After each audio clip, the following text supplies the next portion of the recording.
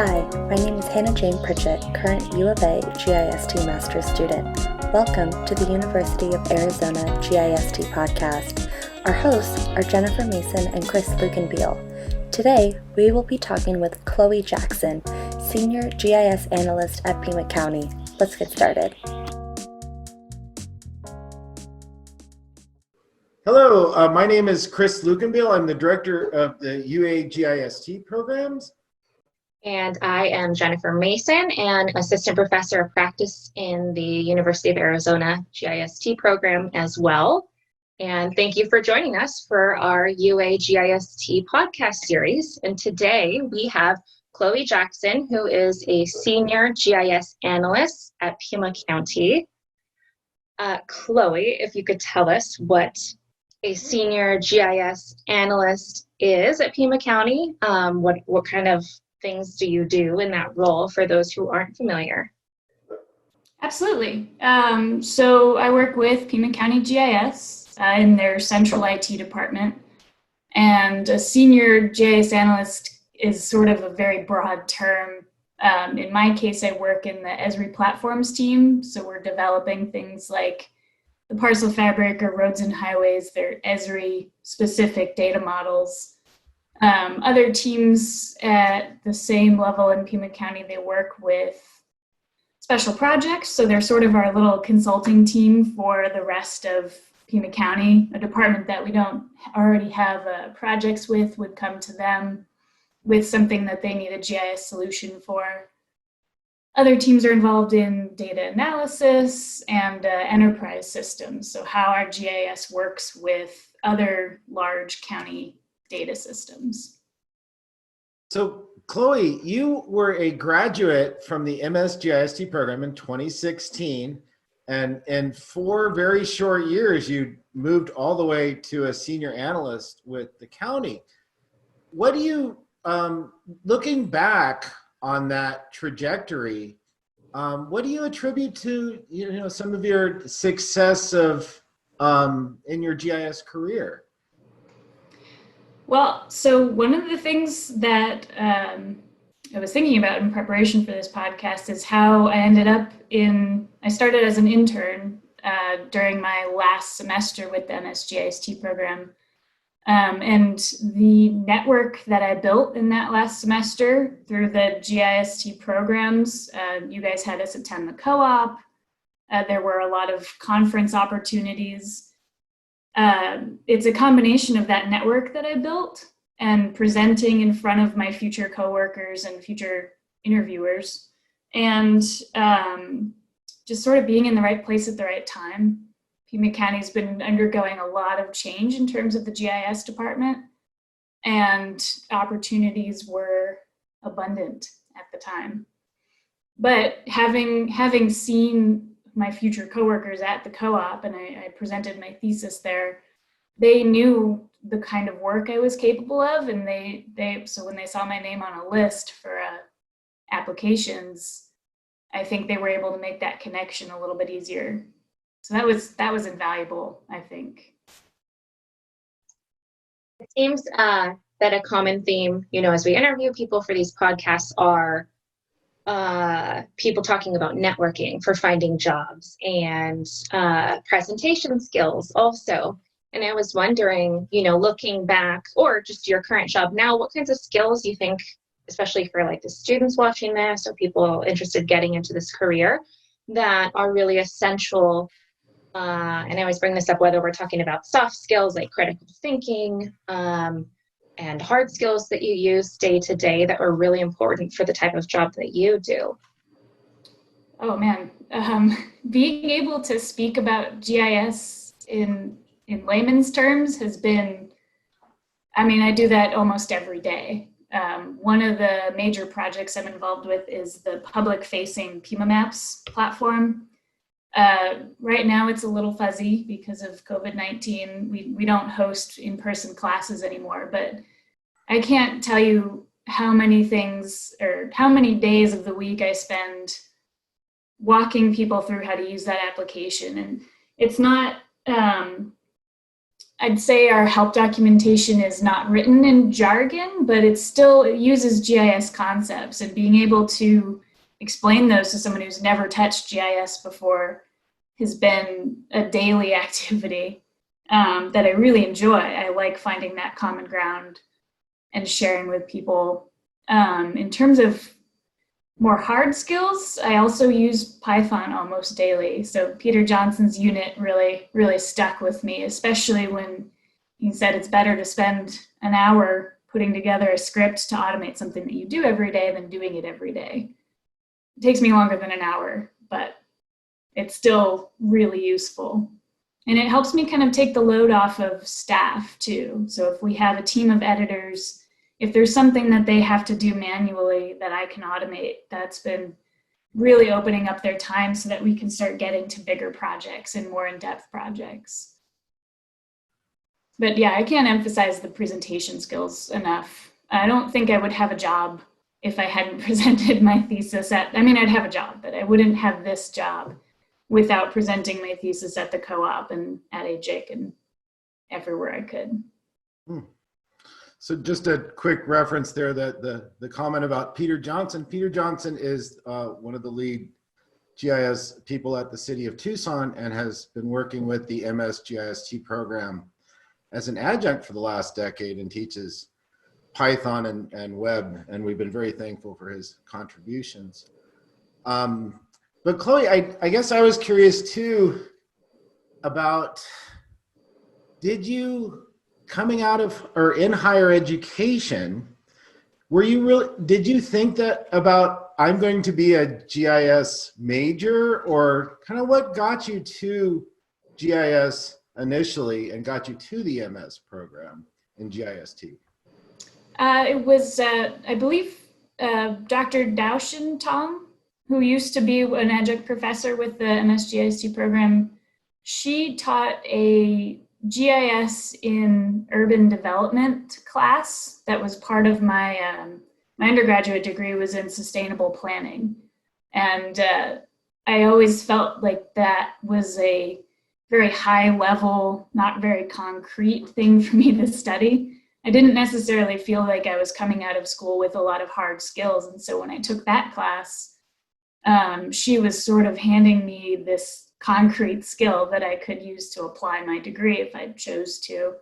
And so I didn't start out with the intention of being a GIS professional, but having a hard skill that I can apply any sort of field or use any sort of field to apply that hard skill really drove me to look for the MS-GIST program in particular. But it was sort of something that I needed to feel like I'd come out of school with something that was easily employable and that I could use to keep my options open as well. If I wanted to stay in planning or if I had other interests, things like that. Boy, did you find that, obviously we have a finite amount of time and classes that we can teach here, that there were skills that you really had to learn afterwards in order to do your job, or maybe kind of where the GIS industry is going that you're really having to learn now, because it's such a fast moving field. That's really important, as a GIS data analyst. Definitely. Yeah. I think when I was graduating, the portal was still sort of a new concept. Not a lot of people were using it as far as I could tell. But now I don't know of a city or a county that isn't trying to put together an open data portal using either ArcGIS Hub or just portal services, because there's a lot of concern about security. And so ArcGIS Online, hosting things in the cloud, for a while there we had leadership that was really not interested in that at all. So being able to offer the portal as something that could sit behind our firewalls but still share public data, that has become a huge deal, especially in local government. So that's something that we're all trying to catch up on right now. I think at least at Pima County, I know there's plenty of departments that are up to speed and really running with that kind of thing, which is great. And that's where we're trying to be as well. So when you were in the graduate program in GIST, you mentioned Peter Johnson's class in Python.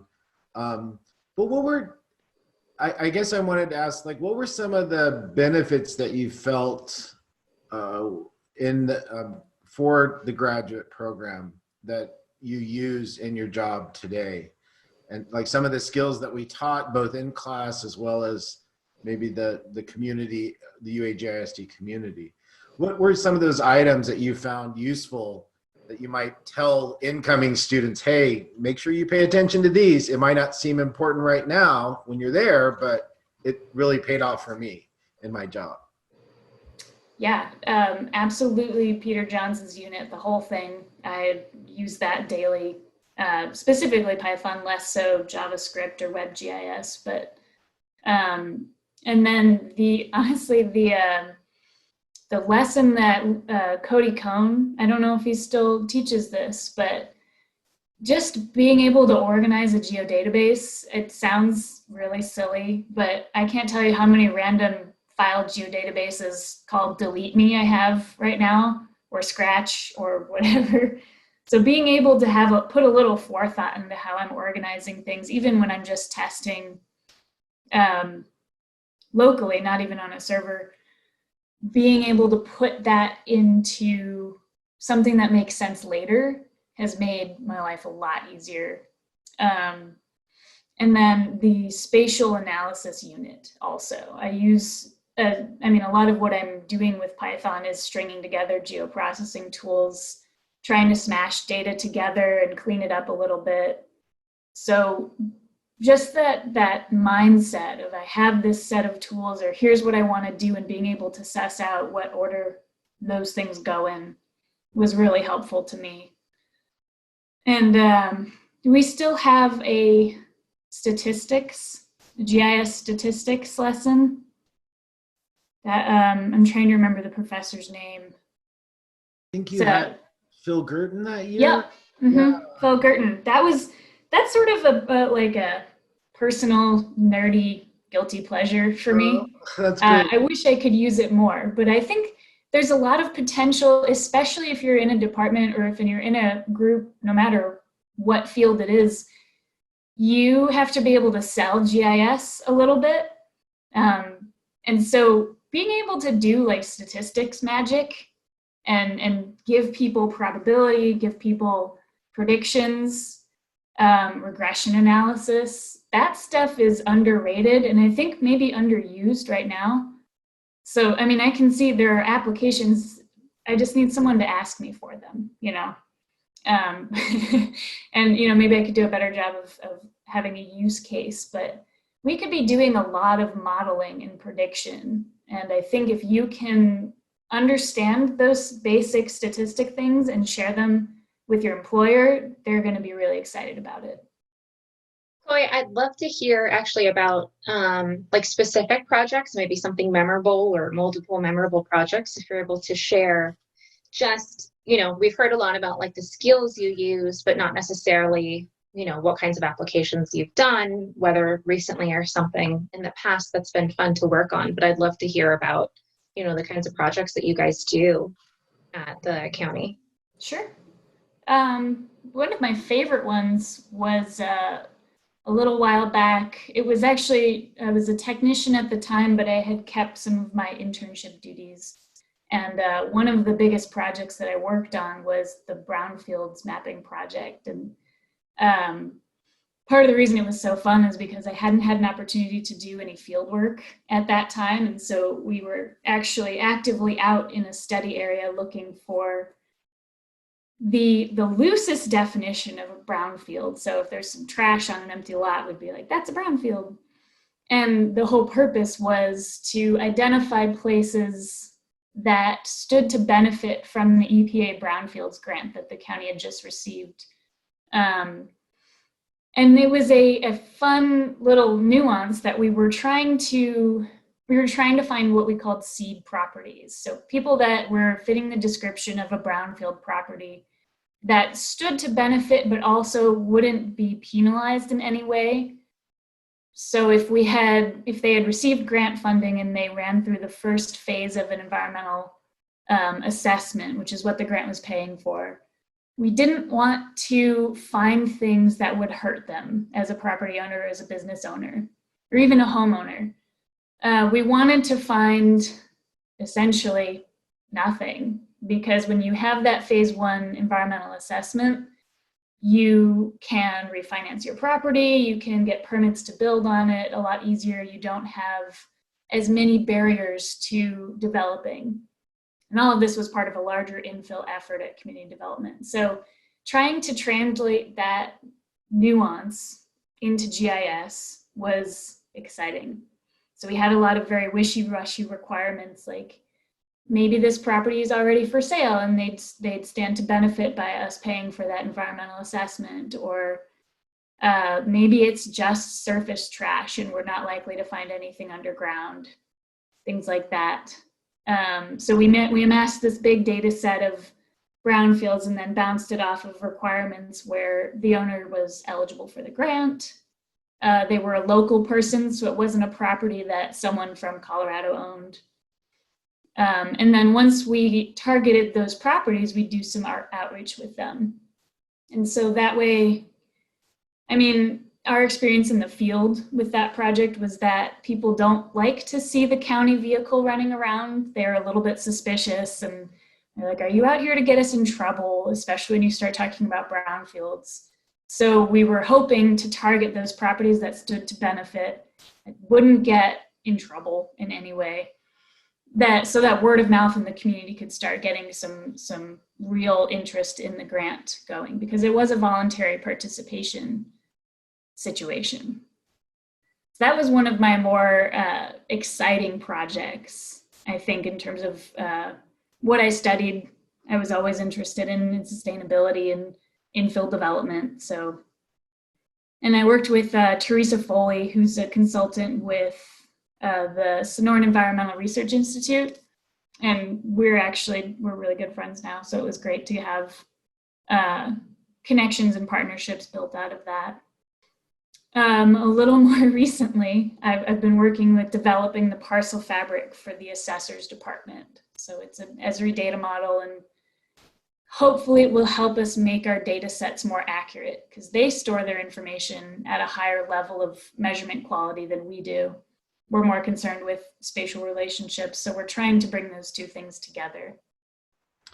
So Chloe, thinking about students from the GIST program coming out now, well, and in the future, what would be some of the best advice you could give to them from your experiences for them to be successful in the industry?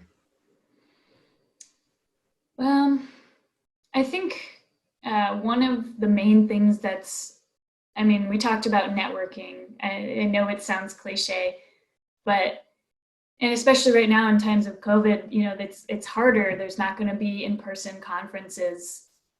So you're going to have to be like awkwardly forward.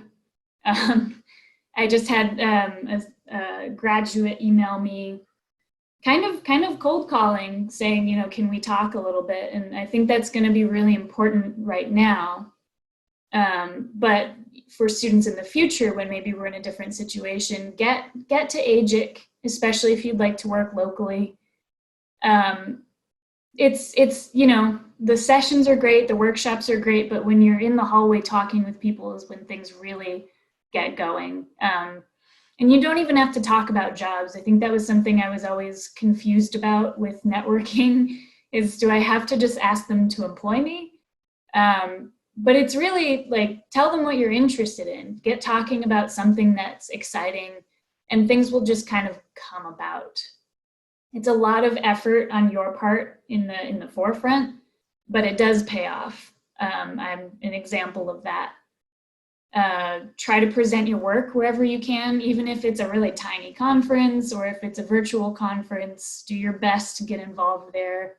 Even if you don't think your project is, on a grand enough scale, it is. And it's really more about getting your face out there and saying and being able to articulate things well. AGIC refers to the Arizona Geographic Information Council, and AGIC has an ongoing listserv that we always recommend students doing. For the online students, it's good to find their local state and county co-op group that is doing similar kinds of events. But in Arizona, as a counselor myself, I should say, there are ways that you can get involved even during the pandemic, that we have a number of committees that meet regularly, like the outreach committee, the data committee, the 9/11 committee, that we need public support and participation on. So there's a number of ways for students and professionals to continue to be involved with state geospatial efforts. Absolutely. AZGeo, the Women in GIS group, I've just recently gotten involved with them, and it's an excellent resource, especially I think if you're early to mid-level career, because the people running it are experts in the field and they know everybody. And that's a perfect segue, because I actually wanted to ask you about Women in GIS. So when we were going to do the March Madness, I was excited because we had a lot of prominent women doing amazing things in GIS throughout Arizona that were going to come. And we're very happy that you're able to do the podcast with us. But I'm curious, what your experience has been as a woman in GIS. I know for me specifically, when I've gone to both domestic and international conferences over the past several years while I was a grad student, and maybe it's my specific field, but I was outnumbered, and it was always maybe 1 to 10 males. And I've slowly seen that changing in my field, but I'm curious, what your experiences have been as a woman, over the past several years entering the workforce. Yeah, I think I've seen a little bit of that change as well, especially, I haven't been in the workforce that long, but just watching leadership go through the MSGIST program, I've seen a lot more women be involved in that way. I've also seen, because Pima County, we're in this sort of turnover phase, more than half of our new hires have been women as well. So that's been really encouraging.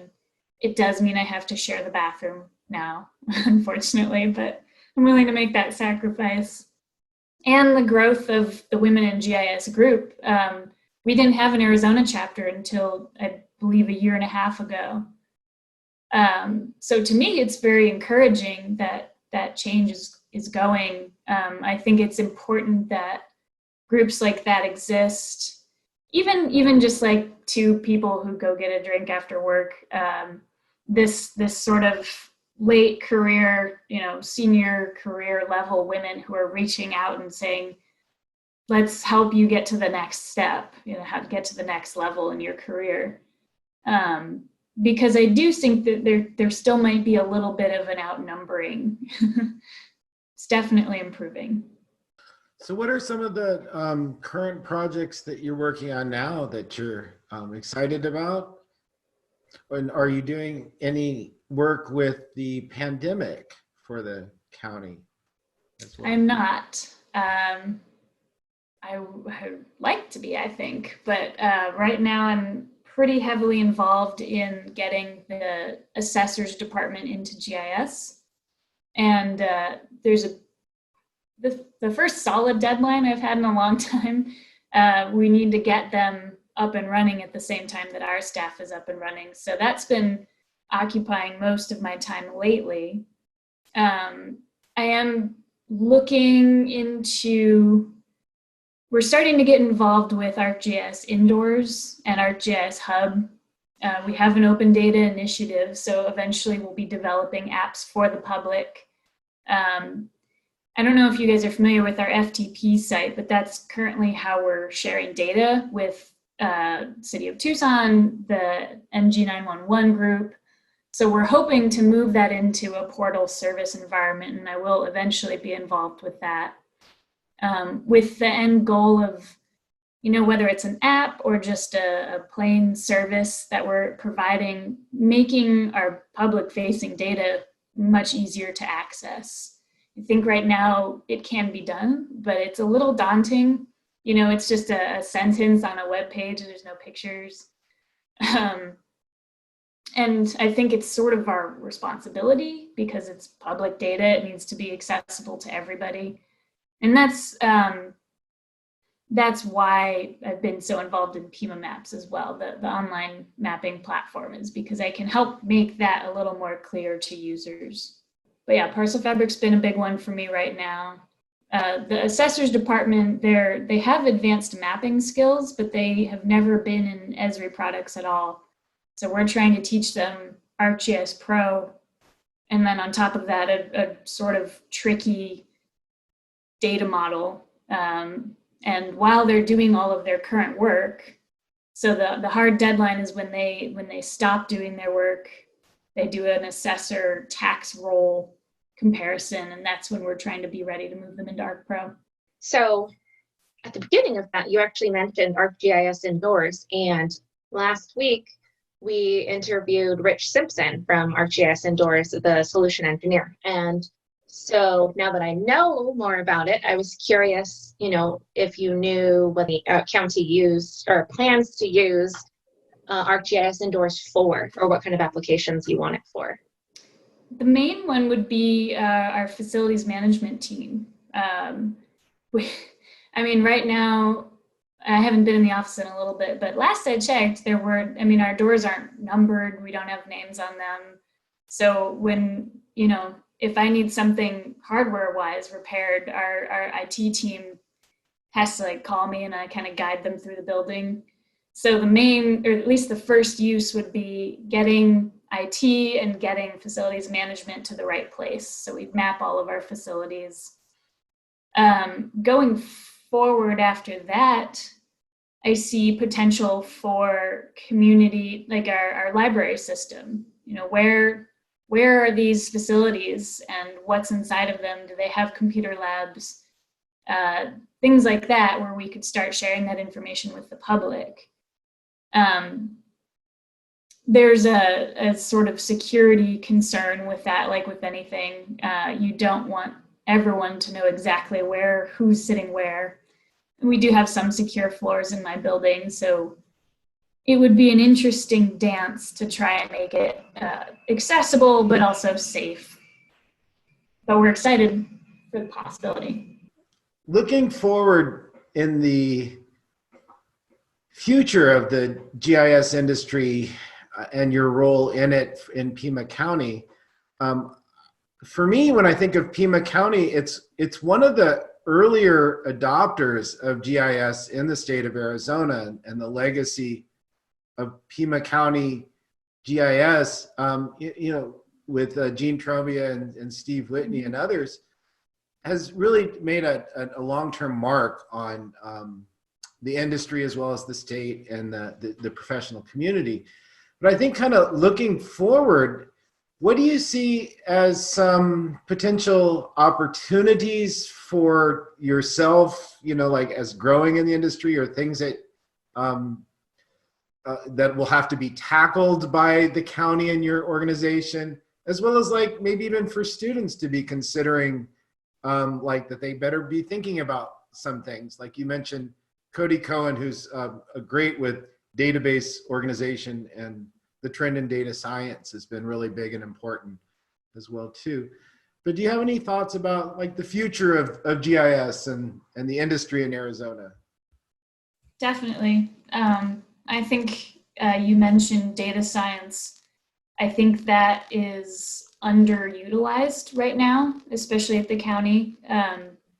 There's a push to get, it's kind of two directions, right? To get data that it hasn't historically been in our library from groups that are maintaining it already. It's just in a spreadsheet. So there's a lot of potential for us to work with environmental services, community development, the one-stop job program. I think there's data that we're not using that we could be using and sharing with people so that they could actually start putting these data sets together and doing some actual data science. There's also a push to get all that information, like I mentioned, in an open data situation. Yes, you can get any of our data for free, any of our public data for free. right now, but there's some doing, and you have to kind of know who to get a hold of or how. So just making that obvious and easy, couple clicks maybe, is going to be a big effort going forward. A couple years ago, we sent our CIO to the CIO Esri Summit, and getting him on board has really opened up a lot of opportunities. That's why we have all of these new positions, and that's why we have this reorganization that's really allowed us to do our work efficiently.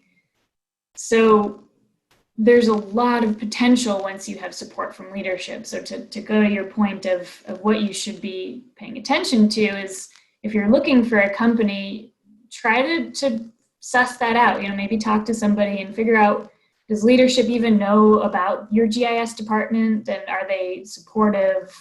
Because that's really opened up a lot of doors for us, and that's where all of our recent potential has come from.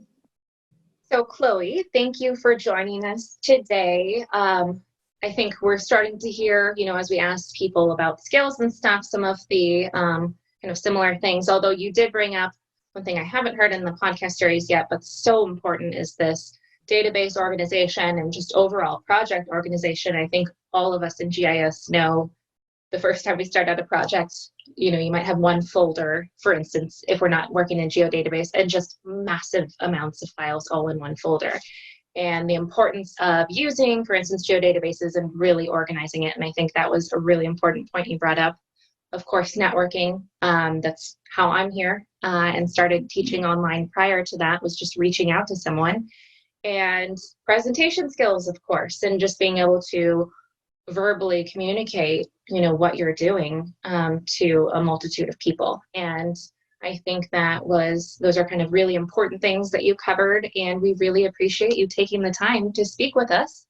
And we look forward to seeing you at the various community GIS groups locally and statewide. And we can't wait to network with you in the future, and hopefully some of our students make their way into Pima County as well for GIS positions. I'm pulling for them, absolutely. Thank you so much for having me. Bye, Chloe. Thank you.